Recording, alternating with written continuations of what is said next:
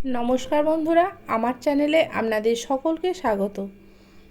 কুলের আচার তো অনেকভাবেই বানানো হয়েছে, তো আজকে আমি বানাবো কুলের চাটনি।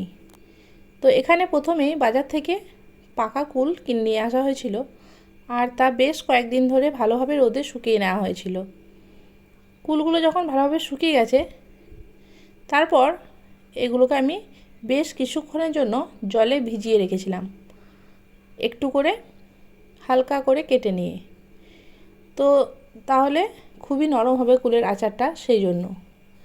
তো তারপর কড়াইয়ে একটু তেল, সামান্য পরিমাণ, আর একটু পাঁচ ফোড়ন দিয়েছিলাম, শুকনো লঙ্কা ফোড়ন দিয়ে ওই কুলগুলোকে দিয়ে হালকা নাড়াচাড়া করে ওর মধ্যে দিয়ে দিলাম সামান্য একটু জল, আর দিয়ে দিলাম স্বাদ মতো লবণ।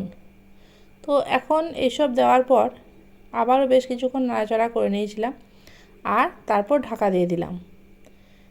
তারপর ঢাকাটা খুলে এর মধ্যে দিয়ে দিলাম চিনি।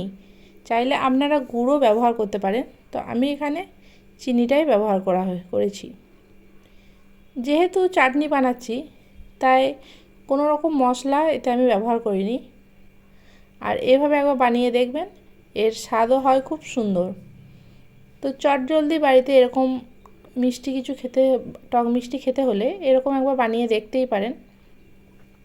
তারপর চিনিটা যখন ভালোভাবে মিশে যাবে আর একটু ঘন হয়ে আসবে, তখন আমি গ্যাসের আঁচটা নিভিয়ে দেব, আর তৈরি হয়ে যাবে আমার কুলের চাটনি।